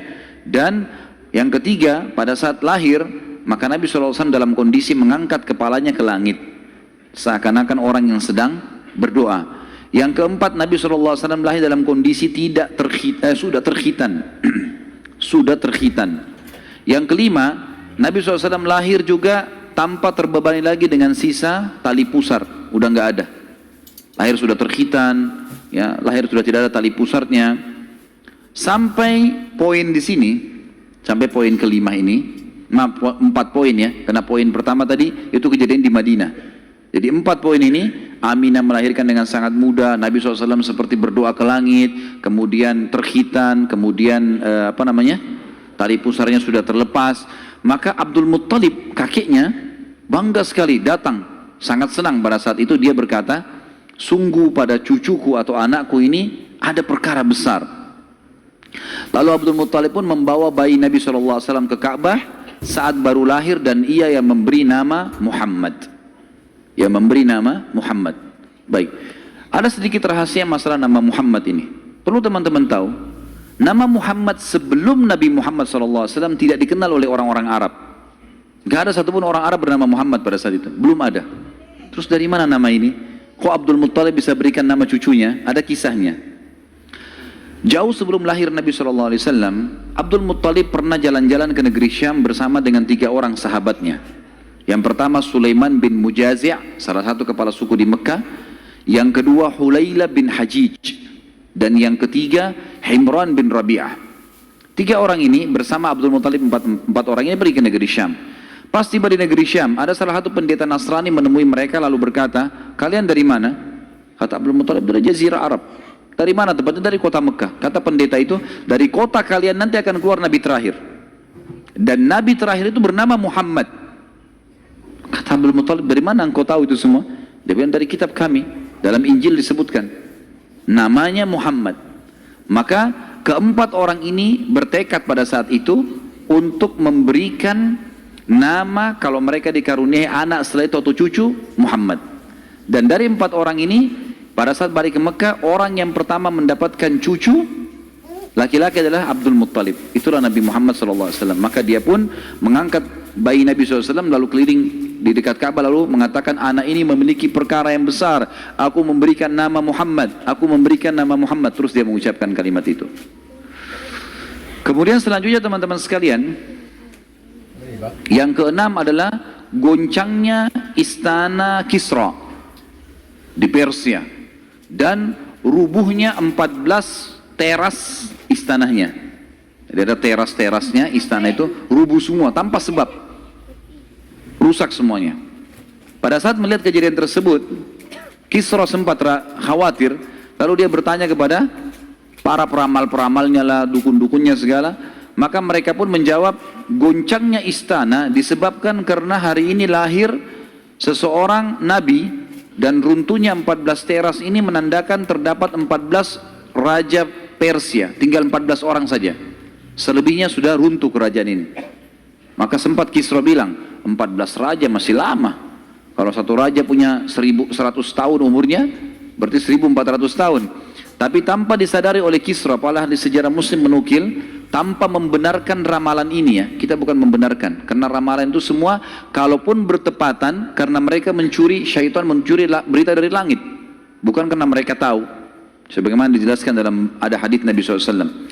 Dan ternyata setelah Kisra yang pada saat Nabi SAW lahir itu ada, anak-anaknya berselisih pendapat dan dalam waktu 4 tahun saja terjadi penggantian 10 orang Kisra, mati semua, saling membunuh satu sama yang lain. Dan puncaknya yang terakhir adalah yang ke-14 meninggal di zaman Umar radhiyallahu anhu, pada saat Umar menembus wilayah Persia. Yang ketujuh, padamnya api sesembahan kaum Majus. Jadi ada api yang disembah di beberapa titik di negeri Persia. Jadi mereka buat api besar dan api itu selalu disembah, tiap hari mereka sembah. Pada saat Nabi SAW lahir, api itu tiba-tiba mati dan mereka berusaha menyalakan, tidak bisa, selamanya mati. Sampai Persia pada saat itu seluruh Persia yang menyembah api, apinya mati semua, nggak ada. Mereka mau coba nyalakan sampai runtuhnya di zaman Umar bin Khattab, nggak ada api mereka. Nggak bisa lagi mereka nyalakan api untuk disembah ya, nggak bisa lagi mereka nyalakan. Setiap kali di wilayah Persia dinyalakan api, mati, padam. Mereka cuma pakai masak, misalnya di situ padam, nggak bisa sama sekali. Yang kedelapan, hanyutnya air sungai Sawa. Sungai Sawa ini teman-teman sama dengan sungai Gangga sekarang di India. Di kultus dianggap ini sungai apalah, keramat lah dan seterusnya, gitu kan. Maka orang-orang Persia meyakini sungai Sawa ini adalah sesuatu yang luar biasa. Kalau ada yang mati, mereka bakar, lalu mereka lempar debunya di situ, airnya diambil, dianggap suci, apalah segala macam. Subhanallah, karena sungai ini selalu ditaruh tumbal segala macam. Waktu Nabi SAW lahir, air sungai ini hilang, nggak ada airnya sama sekali, kering. Sampai sungai Sawa dilupain udah, nggak ada lagi sungai. Namanya memang sungai Sawa. Yang kesembilan, dan ini agak sedikit kita jadi beratkan, adalah kisah Halimah As-Sa'diyah. Tradisi orang Arab dulu teman-teman sekalian, terutama orang-orang Quraisy, setiap bayi lahir selalu dititipkan untuk disusui dan dibesarkan selama 2 tahun di luar kota Mekah, tepatnya di padang pasir. Ada alasan kenapa mereka titipkan anak-anak mereka ke padang pasir sama orang-orang Badui. Yang pertama, agar bahasa Arab fusha anak-anak mereka terjaga. Apa itu bahasa Arab fusha? Bahasa Arab ada 2 macam. Ada bahasa Arab fusha, bahasa aslinya bahasa Arab, dan itu Al-Quran dalam bahasa fusha. Kalau kita belajar bahasa Arab di pesantren atau di kampus-kampus, bahasa Arab yang dipakai bahasa Arab fusha. Dia punya grammar, rapi. Gitu. Ada bahasa Ammiyah, yang kedua, bahasa pasar. Ini bahasanya dialeknya berbeda-beda, Mesir berbeda, Tunis berbeda, Saudi berbeda, dialek bahasa pasarnya berbeda. Ini tidak punya grammar, lebih teracak. Ya mungkin kalau dalam bahasa Inggris dari Inggris sendiri, negeri Inggris dengan dari Amerika, agak berbeda, grammarnya lebih rapi, gitu kan. Tapi kita tidak bahas masalah itu tentunya. Yang jelas orang-orang Quraisy untuk menjaga bahasa fusha, maka mereka menitipkan anak mereka ke Badui, karena orang Badui masih pakai bahasa Fusha. Sementara penduduk asli Mekah pada saat itu sudah sering lalang jemaah haji. Jemaah haji ini dari berbagai wilayah. Makanya kita temukan bahasa Arab yang kalau tanda kutip ya, yang paling kacau itu bahasa Arabnya orang Mekah sampai hari ini. Karena bercampur baur antara bahasa Arab dengan bahasa Urdu, dengan bahasa Indonesia, dengan campur-campur. Jadi kalau kita ngomong sama mereka tuh nggak jelas kadang-kadang. Memang orang-orang Mekah dikenal begitu, karena memang campur baurnya jemaah haji ini. Karena mereka nggak bisa bahasa Arab, mereka pakai bahasanya. Jadi orang sana terpaksa belajar bahasa Persia, belajar bahasa Melayu, belajar macam-macam. Seperti itulah. Nah, dari zaman dulu memang orang-orang Quraisy sudah khawatir dengan itu, perubahan bahasa. Yang kedua, alasannya kenapa anak-anak mereka dititipkan di padang pasir, karena sisi kesehatan. Padahal zaman dulu belum ada seperti kita ya, masalah kimia-kimia dan segala polusi udara masih belum ada. Tapi orang-orang Quraisy sudah berpikir itu. Anak-anak mereka ditinggalkan di padang pasir untuk menjaga kesehatan tubuh mereka, karena makanannya alami gitu kan. Hewan-hewan yang langsung disembelih, langsung dimakan, susu kambing yang diminum, memang sehat. Dan juga udara gitu kan. Serta juga orang-orang Badui ini melatih anak-anak mereka hidup untuk hidup susah, berburulah, membantu orang tuanya, seperti itulah. Nabi SAW pada saat lahir, secara kebetulan wanita-wanita Badui dari suku Sa'diyah kebetulan memang terkenal suka menjual jasa susu ini. Banyak ibu-ibu mereka, wanita mereka yang baru melahirkan, air susunya banyak, mereka pun pergi ke Mekah atau ke kota-kota lain nawarin jasa. Ada yang mau nggak titipin anaknya 2 tahun, kemudian nanti bayar upah gitu. Bisa orang tuanya datang mengunjungi, nanti balik lagi. Pokoknya anak-anak ini dijamin dijaga. Dan suku Sa'di ini terkenal suku-suku orang-orang yang amanah. Maka orang tidak ragu nitipan anaknya. Datanglah beberapa wanita dari Sa'diyah, di antaranya Halimah. Halimah Sa'diyah ini bersama dengan suaminya bernama Harith. Mereka sama-sama rame-rame datang, dan kebetulan kehidupan Harith dan Halimah ini pas-pasan, orang miskin lah. Di rumahnya itu bangunan tua, ada seekor unta yang kurus, dan ada 2 ekor jantan dan betina kambing, tapi dua-duanya juga kurus, tidak produktif lagi. Dan Halimah dan Harith punya anak banyak. Mereka akhirnya mengadu nasib pergi ke Mekah. Saat tiba di Mekah, mereka kelilinglah nawarin jasa. Biasanya kalau sudah datang wanita-wanita ini, orang-orang ibu-ibu Mekah pada datang nih tawarin anaknya dan seterusnya. Mereka keliling-keliling, semuanya menawarkan diri kepada orang-orang kaya karena akan dibayar. Dan pada saat mereka melewati Nabi SAW, mereka menolak. Karena pada saat itu mereka tahunya Nabi SAW tidak memiliki ayah. Abdullah meninggal waktu umur 6 bulan. Siapa yang mau tanggung nih? Abdul Muttalib waktu itu betul Raja Mekah, tapi Abdul Muttalib ini sibuk membiayai jemaah haji, ya, dan memang tidak bisa. Intinya orang-orang perempuan-perempuan saat dia tidak mau menerima Nabi SAW. Semua bawa anak, mau pulang ke kampungnya, tinggal Halimah yang tidak dapat. Lalu suaminya bilang, si Harith, hai Halimah, coba seandainya kamu ambil anak yatim itu, siapa tahu baik buat kita. Maka Halimah pun mengatakan, baiklah, daripada kita pulang dengan tangan kosong, lebih baik kita ambil. Subhanallah, begitu Halimah pegang Nabi SAW, di situ terjadi keberkahan. Waktu datang ke Mekah, Halimah menunggangi keledai, keledainya kurus sekali, dan selalu lambat di belakang. Sampai teman-temannya Halimah kayak ngolok-ngolok, hai Halimah cepatlah, keledaimu melambatkan kami. Dan keledai-keledai yang lain bisa 2 orang naikin, keledai Halimah nggak bisa. Jadi Harith selalu megang saja talinya gitu. Waktu dia mengambil Nabi SAW, kejadian aneh yang pertama, yang unik, bukan aneh tapi unik ya. Pada saat itu adalah keledainya Halimah tiba-tiba jadi kuat. Dan pada saat Halimah naik, karena tidak bisa dikontrol, maka Harith pun naik di atasnya, di keledai ini, dan larinya kencang sekali, ninggalin teman-temannya. Sampai teman-temannya Halimah bilang, hai Halimah, itu keledai tadi yang kamu pakai ke Mekah. Dia bilang, iya, tapi kita nggak bisa kontrol, ini lari kencang sekali keledainya. Lalu kemudian pada saat tiba di sana, Halimah memiliki tadi saya bilang seekor unta betina yang lemah. Tiba-tiba saja waktu tiba di rumah dilihat untanya gemuk.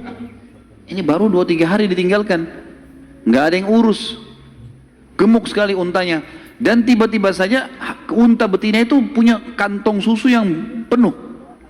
Sehingga Halimah sama Harith memerahnya, dan setiap habis diperah penuh lagi. Biasanya unta butuh makan, minum dulu baru penuh. Ini enggak. Setiap habis diperah penuh lagi. Dia minum dengan anaknya, dengan istrinya si Harith ini, dengan Halimah minum. Kemudian anak-anaknya, dan bahkan sempat dibagi-bagi ke teman-temannya, tetangganya. Karena penuhnya. Setiap diperah, kasih lagi, penuh lagi. Begitu terus. Ya. Kemudian 2 kambing, jantan dan betina yang kurus juga tadi, tiba-tiba gemuk, dan tiba-tiba betinanya hamil dan punya anak, dan akhirnya menjadi banyak. Karena banyak, oleh Halimah dan Harith dijual lah beberapa ekor domba ini, dapat duit, dibeli unta jantan, lalu diternak lagi unta jantan ini sama yang betina. Tiba-tiba saja punyanya Halimah ini domba dan unta ini menjadi banyak sekali, dan Halimah serta Harith menjadi orang paling kaya di saat dia. Sampai akhirnya Halimah tidak butuh lagi untuk mengambil anak-anak yang disusui. Berkah luar biasa. Sampai terkenal di suku Sa'diyah pada saat itu, mereka berkata, dimanapun Halimah dan Harith gembalakan dombanya atau untanya, ikutkan, karena pasti gemuk. Dan memang betul, kalau ikut digabungkan berdekatan dengan gembalanya mereka, jadi hebat, jadi bagus, jadi subur. Jadi begitu luar biasa berkahnya. Halimah berkata, dinukil dalam buku-buku sejarah tentunya, Muhammad telah tumbuh tidak alami, bukan seperti anak-anak sebayahnya. Pada saat dia umur 2 tahun, perilakunya dan pemahamannya sudah seperti anak 6 tahun.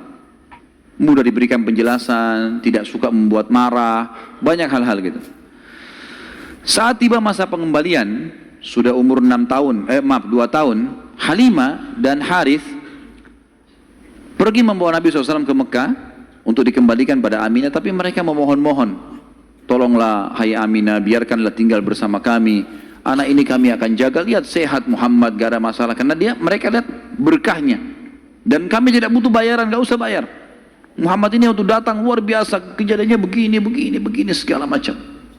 Baiklah, kata Aminah, silahkan dibawa. Tentu Aminah ini bolak-balik ya, ngelihat anaknya, balik lagi, tapi tinggal di sana. Sampai akhirnya Nabi SAW tinggal di suku Sa'diyah sampai umur 6 tahun. Sampai umur 6 tahun. Nah, di umur 6 tahun ini teman-teman ada kejadian. Waktu Halimah lagi masak, tiba-tiba saja dari kejauhan anaknya lari. Jadi ada anak Halimah laki-laki dan perempuan yang kurang lebih sebaya dengan Nabi SAW. Ada yang lainnya tentu sudah besar-besar. Nah, si laki-laki ini yang lebih tua dari Nabi SAW lari-lari mengatakan, wahai ibu, saudaraku dari Quraisy telah dikeroyokin oleh 2 orang. Lihatlah. Maka Halimah ketakutan, keluar dari rumahnya, minta anaknya mana, tunjukin tempatnya, ditunjukin tempatnya. Begitu dilihat, ternyata Nabi SAW memang tergeletak di tanah. Lalu Halimah nanya, hai Muhammad, apa yang terjadi dengan kau? Dalam riwayat-riwayat Bukhari itu umpamanya disebutkan ya, bahwasanya Nabi SAW mengatakan, ya, pada saat itu telah datang kepadaku 2 orang laki-laki yang menjatuhkanku ke tanah, kemudian membelah dadahku dan mengeluarkan sesuatu yang hitam darinya. Lalu kemudian menutupnya kembali. Nabi SAW dengan polos jawabnya gitu. Maka Halimah pun membuka baju Nabi SAW dan menemukan memang ada bekas jahitan. Karena ketakutan, akhirnya Halimah bersama Harith membawa pulang Nabi SAW ke Mekah. Hai Aminah, ini anakmu, ini masih sehat ya, utuh, nggak ada apa-apa, ambillah kembali. Aminah kaget, kenapa kalian kembalikan? Dulu kalian yang ngotot mau tahan, kenapa sekarang memohon supaya diambil kembali?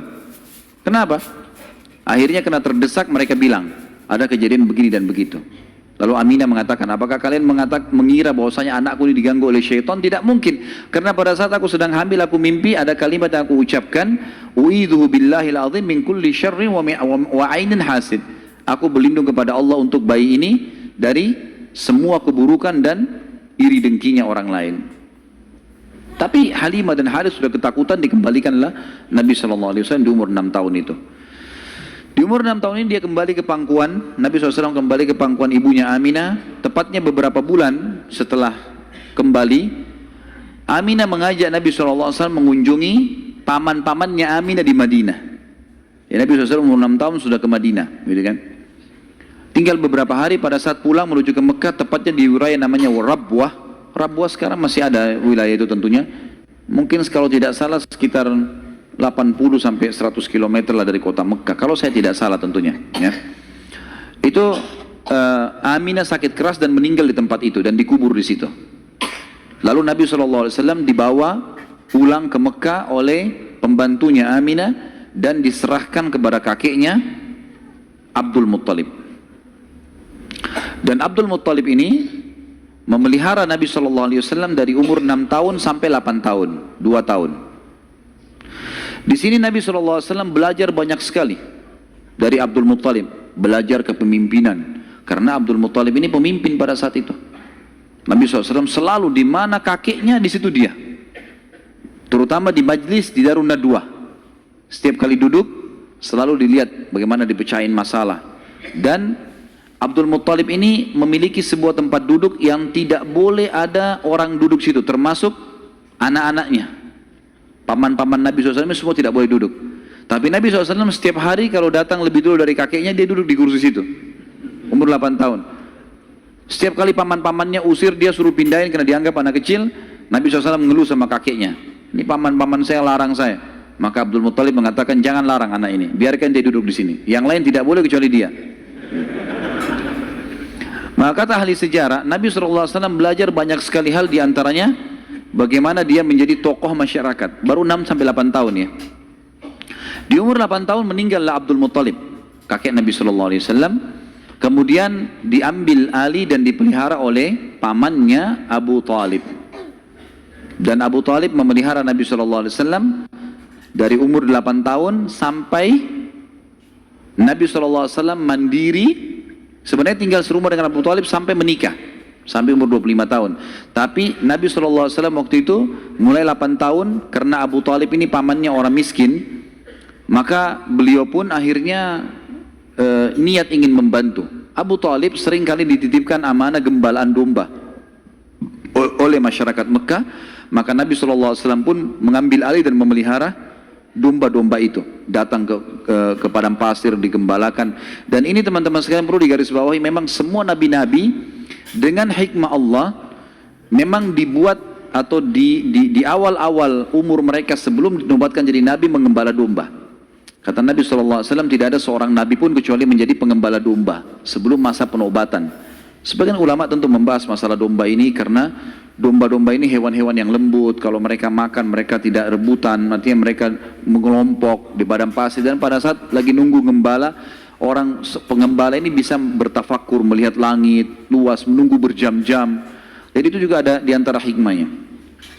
Nabi SAW ini mengembala teman-teman sekalian dari umur 8 tahun sampai umur 21 tahun mengembala domba ya. Ini umur di mana Nabi SAW pada saat itu mengembala atau menjaga gembalaan ini.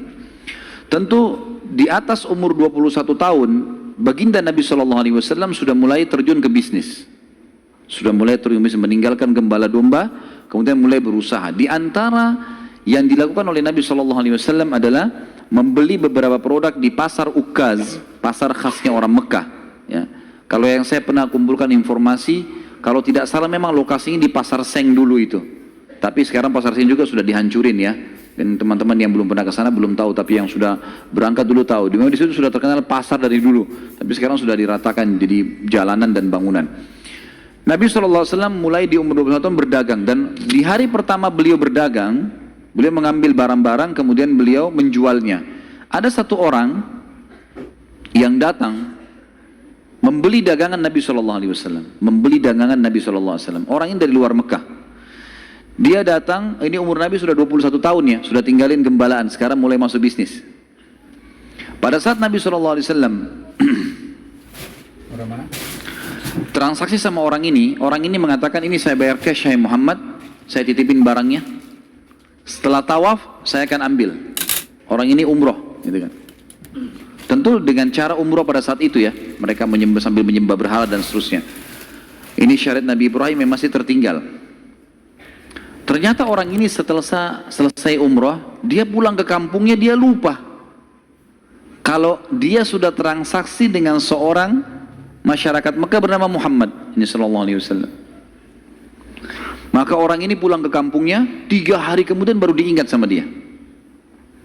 Diingat dia transaksi. Kalau tidak salah bahkan kampungnya orang ini 3 hari dari Mekah. Jadi 3 hari pergi, dia setelah 3 hari perjalanan tiba di kampungnya, 3 hari kemudian baru ingat, sudah 6 hari. 3 hari lagi kembali ke Mekah, 9 hari. Begitu tiba di Mekah, dia buru-buru ke pasar Ukaz, dia kaget melihat Nabi SAW dalam kondisi yang sama. Menjaga barangnya, tidak bergerak di situ terus. Waktu itu belum ada penyumbatan jadi Nabi ya, belum ada syariat, belum ada apa-apa.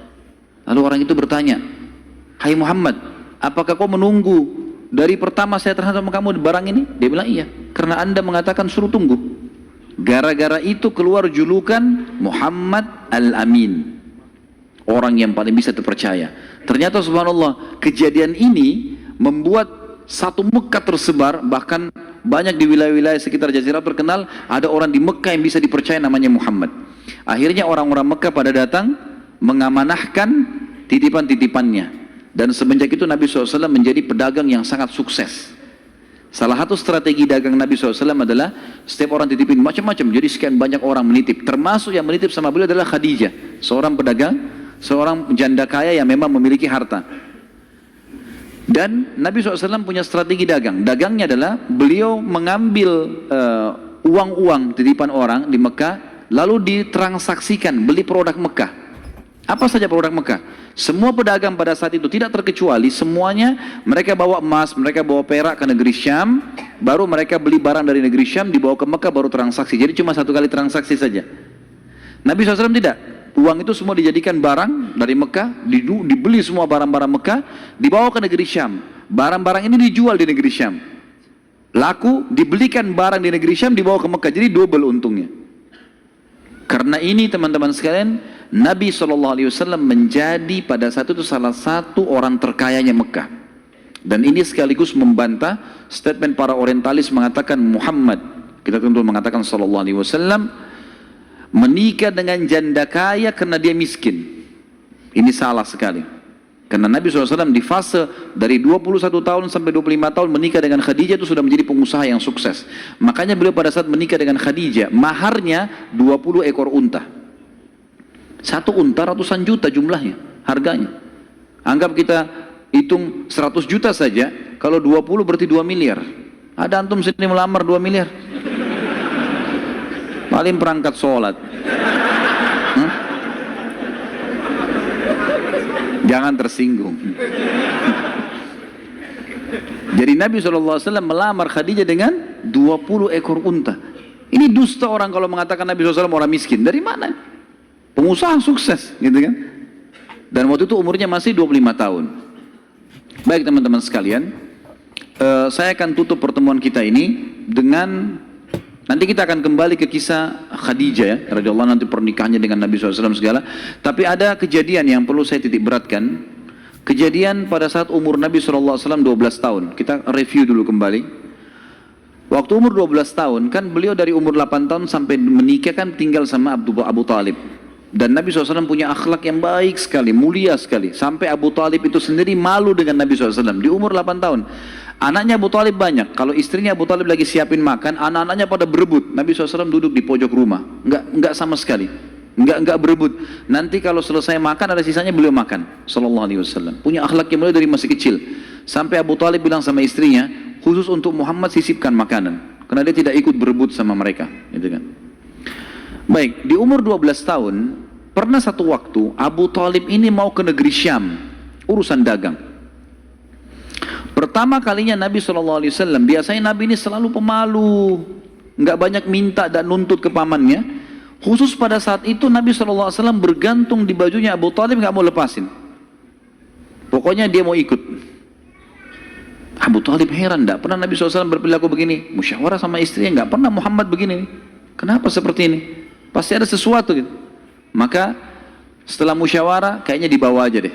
Dibawalah ke negeri Syam. Pergilah Nabi SAW bersama dengan Abu Talib dan kafilahnya. Pada saat mau tiba di negeri Syam, sebelum tiba di negeri Syam, kafilah ini melewatin sebuah gereja teman-teman sekalian, dan di situ ada satu pendeta bernama Bahira. Ini riwayat Bukhari Muslim menceritakan masalah itu ya. Dan sampai sekarang di negeri Syam masih ada puing-puingnya gerejanya Bahira ini. Pada saat itu di zaman Nabi SAW ada gereja ini dan sampai sekarang masih ada sisa puingnya. Saya pernah lihat cuplikannya sendiri, ada sisa puingnya di negeri Syam. Tepatnya di Syria ya.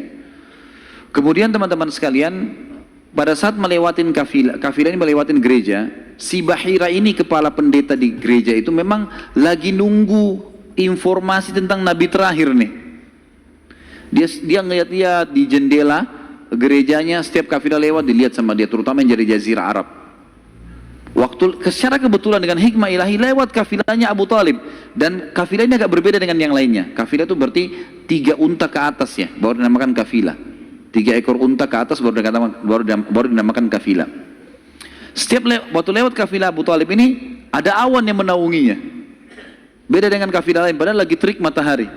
Dan tidak sengaja kafilah Abu Talib istirahat di sebelah gereja dan ada pohon-pohon kurma yang berderet, itu semuanya seperti menundukkan daun-daunnya ke kafilah itu. Pendeta ini perhatikan, kafilah tanya ini, kirim satu orang, tanya mereka kafilah dari mana nih? Jawabannya dari Jazirah Arab. Dari mana? Dari kota Mekah. Kata Bahira, hidangkan makanan sebaik mungkin di gereja, undang semua kafilah ini masuk makan. Diundanglah. Ringkas cerita, masuklah mereka untuk makan, dan pada saat satu kafilah ini masuk, yang ditinggalkan di situ hanya Nabi SAW. Nabi nggak boleh masuk karena tradisi orang Arab dulu aib kalau anak kecil ikut makan. Nanti selesai orang tua makan baru makan. Tapi ini tradisi jahiliyah. Kalau sekarang antum lakukan, antum juga jahiliyah. Makan, kasih anak-anak makan. Kenapa harus disendirikan? Mungkin dia lapar, kesian. Baiklah. Waktu lagi makan, Bahira ini memperhatikan satu persatu orang-orang Quraisy ini, wajahnya. Karena mereka tahu cirinya Nabi terakhir. Alisnya, wajahnya, mukanya, kulitnya, jalur nasabnya, semua jelas. Dia semua tidak ada tanda-tanda kenabiannya. Ini mukanya muka biasa semua. Maka si Bahira tanya, apakah masih ada dari kafilah kalian yang tidak ikut makan? Kata mereka, ada satu anak kecil di depan, kami suruh jaga barang kami. Kata Bahira, boleh saya ketemu? Oh silahkan. Mereka lagi asyik makan. Bahira keluar menemui Nabi SAW. Nabi lagi duduk di bawah pohon.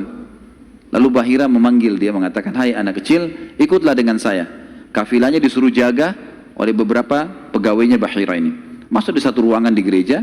Kemudian Nabi SAW berdiri lalu kata, jadi orang Mekah begini teman-teman, di Mekah itu ada patung namanya Lat dan Uzza. Lat dan Uzza ini 2 patung yang luar biasa dikultuskan di Mekah. Hebat patung ini menurut mereka. Jadi kalau bersumpah atas nama Lat dan Uzza sudah tidak mungkin berbohong. Kalau bohong kualat nih. Maka pendeta ini tahu Bahira, dia bilang, hai anak kecil, saya akan bertanya kepadamu atas nama Lat dan Uzza. Ini semua anak kecil sampai orang tua di Mekah tahu nama ini. Dan mereka ketakutan kalau dengar nama ini. Apa jawaban Nabi SAW waktu itu? Umur 12 tahun. Masih kecil, kalau kita sekarang masih SD. Gitu kan? Maka beliau mengatakan, jangan engkau sebutkan 2 nama berhala itu karena aku membencinya. Aku tidak suka dengan patung itu. Penasaran Bahir. Diperhatikan wajahnya, alisnya, matanya Nabi SAW. Perlu teman-teman tahu ya, ciri fisik Nabi SAW itu luar biasa. Tersebutkan secara rinci di Taurat dan Injil. Allah mengatakan dalam Al-Quran, A'udzubillahi minasyaitonirrajim, ya'rifunahu kama ya'rifuna abna'ahum. Orang-orang ahli kitab, terutama Yahudi dan Nasrani ini, maksudnya orang Yahudi dan Nasrani, betul-betul mengetahui Muhammad SAW sebagaimana mereka mengenal anak-anaknya. Karena terinci. Disebutkan dalam hadis, alis Nabi SAW seperti busur panah yang lebar, berwarna hitam dan tebal. Bola mata beliau SAW besar, kelopaknya, dan dipenuhi dengan bulu mata yang lebat. Bola matanya putihnya putih bersih, hitamnya hitam pekat. Hidungnya yang mancung, bibir, dahi, dan pipi yang setara dengan wajah, tidak oval dan juga tidak bulat. Gitu kan? Kulitnya sangat putih sampai Nabi SAW pipinya kemerah-merahan. Jadi sangat tampan, luar biasa. Sampai ahli hadis mengatakan, kalau Yusuf alaihissalam diberikan sepertiga gagahan dunia, maka Nabi SAW diberikan seluruh kegagahan dunia. Tidak pernah ada orang melihat Nabi SAW tidak suka. Manusia terbaik, pilihan, paling sempurna nasabnya, paling sempurna ilmunya, fisiknya, segala-galanya. Bahira memperhatikan Nabi SAW, ini semua ciri yang disebutkan dalam Injil ada. Dia masih bimbang, dia ingin buktikan satu hal. Apa itu? Dalam Taurat dan Injil juga disebutkan nabi, setiap nabi itu punya tanda kenabian. Apa tanda kenabian teman-teman sekalian? Sebuah daging yang menggumpal di pundak sebelah kanan, dan daging itu berwarna merah kehitam-hitaman dan dimiliki memiliki bulu yang lebat. Maka Bahira berkata, "Hai anak kecil, apa kau izinkan saya untuk melihat punggungmu?"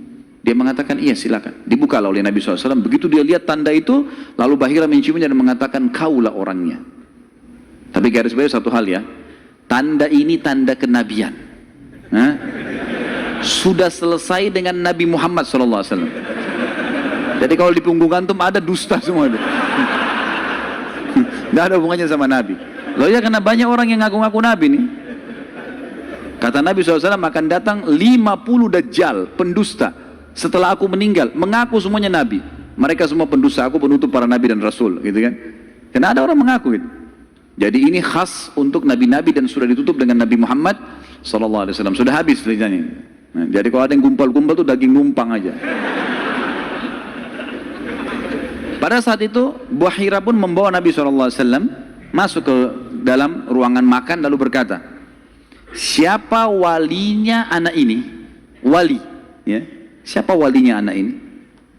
Kata Abu Talib, "Saya ayahnya." Abu Talib berkata, "Pamannya." Kata Bahira, "Tidak mungkin kau ayahnya. Anak ini mati ayahnya waktu dia masih 6 bulan di perut ibunya. Pendeta di negeri Syam tahu. Anak ini meninggal ayahnya waktu dia umur 6 bulan di perut ibunya. Dan ibunya meninggal pada saat dia umur 6 tahun. Serta dia dibina dan dididik. Dibina itu maksudnya dikasih, kalau bahasa Arab itu bina itu berarti seperti bangunan itu dibanguni, dididik, dibesarkan dan seterusnya oleh kakeknya sampai umur 8 tahun. Dan kalau kau benar kerabatnya, kau adalah pamannya."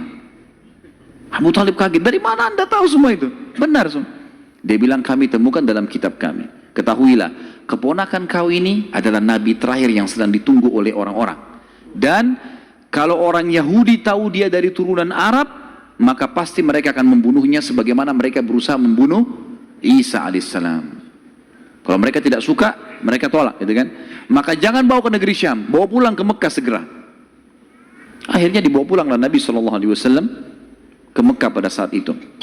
Waktu dibawa pulang ke Mekah, setelah tiba di Mekah, maka ada kejadian kecil di sini dan kita tutup dengan ini tentunya. Waktu sudah pulang ke Mekah, Abu Talib sudah mulai ketakutan karena dia sudah dengar informasi tentang ponakannya nih. Zaman dulu juga teman-teman sekalian, ada tradisi buruk ini sebenarnya, tradisi buruk juga. Seringkali dukun-dukun dan peramal ini menjual jasa. Mereka datangin negeri-negeri atau kota-kota, tawarin jasa. Datang, tancapin kemah, kemudian mereka jual jasa. "Ayo siapa yang mau diramal, bayar." Gitu kan. Seperti itulah.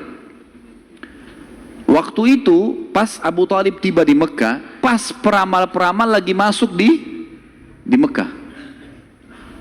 Maka orang-orang Mekah bawa anaknya, suruh ramal, lihat mukanya, lihat tangannya, lihat segala macam. Pada saat itu teman-teman sekalian, Abu Talib ingin mengetes. Dia bawa Nabi SAW, dicari sama dia, mana pimpinannya dukun nih, peramal-peramal nih. Ditemukan lalu dibawalah Nabi SAW, waktu masih kecil, umur 12 tahun tadi, dibawa. Terus pimpinan peramal itu dalam kisah, dalam buku-buku sejarah disebutkan, memandang Nabi SAW dengan pandangan yang sangat tajam. Dan dia tidak bicara apa-apa. Dia mengatakan, "Tahan anak ini." Lalu dia masuk ke kemahnya. Kemungkinan dia bicara sama dukun, sama setan-setannya nih. Bukan dukun. Ini, saya nggak bisa tebak anak ini nih. Abu Talib lihat pimpinan ini, biasanya dia kalau anak-anak Mekah datang, "Oh ini nasibnya begini, sudah bawa, bayar." Seperti itulah. Ini enggak. Lama dalam kemah. Abu Talib ketakutan, dibawa Nabi SAW. Dan Abu Talib titip pesan, kalau dia tanya, jangan sebutin di mana anak ini. Dibawalah Nabi SAW pulang ke rumah, Abu Talib kembali ke situ. Lama, baru dukun itu keluar, peramal itu keluar dari kemahnya. Lalu dia teriak, "Mana anak tadi itu di sini?" Nggak ada yang nyaut, karena Abu Talib sudah titip pesan. Abu Talib waktu itu termasuk anaknya Abdul Muttalib, Raja Mekah. Tapi Abu Talib tidak dinobatkan jadi raja pada saat itu kan. Maka mereka diam. Yang kedua kali, "Mana anak itu di sini?" Sampai 3 kali. Kesimpulan terakhir, kata peramal itu, kita tentu tidak percaya peramal, tapi dia mengatakan, ya, kalau anak itu memiliki kedudukan yang sangat tinggi dan dia akan memimpin dunia. Begitu loh bahasanya. Dengan ini teman-teman sekalian, maka orang-orang Mekah jadi lebih yakin kalau Nabi SAW ini punya kedudukan. Walaupun kita secara orang Muslim tidak percaya dengan dukun semua, tapi historinya begitu. Secara histori seperti itu. Allahu a'lam. Dan insya Allah nanti kedepannya kita akan bahas tentang pernikahan Nabi SAW, prosesi pernikahannya, ya, kemudian anak-anaknya, sampai ke masa fase kenabian. Allahu a'lam.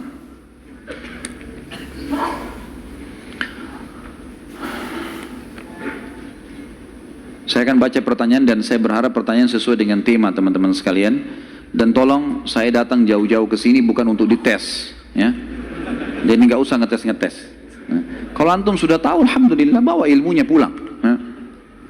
Jadi tanya yang tidak mengerti. Kalau sudah ngerti nggak usah tanya. Nah. Apakah riwayat yang mengatakan bahwa Hamzah radhiyallahu anhu seumuran dengan Rasulullah SAW itu salah? Karena dari riwayat yang antum ceritakan, Hamzah lebih tua dari Abdullah. Mohon penjelasan riwayat-riwayatnya. Yang dimaksud dalam riwayat Nabi SAW sebaya, bukan seumur dengan Hamzah. Sebaya, orang-orang Arab itu membahasakan sebaya itu seperti orang yang setara postur tubuhnya, ya, dekat paras wajahnya. Jadi bukan masalah umur. Karena jelas sekali anak Abu Talib, Abdul Muttalib yang paling musuh Abdullah. Hamzah kakaknya memang, kakak Abdullah, gitu kan. Ya, itu dimaksud dengan sebaya. Makanya waktu Hamzah terbunuh di perang Uhud itu memang diceritakan sudah tua, gitu kan? Radhiyallahu anhum.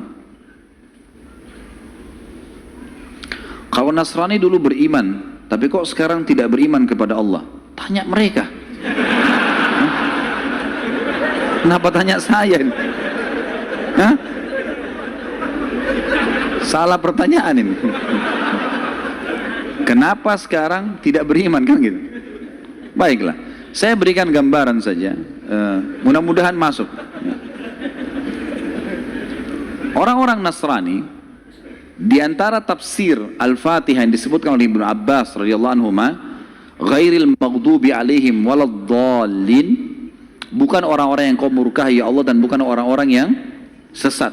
Kata Ibnu Abbas, ini Ibnu Abbas hibr ummah, ini ulamanya, sahabat, terutama dalam ilmu tafsir, gitu kan.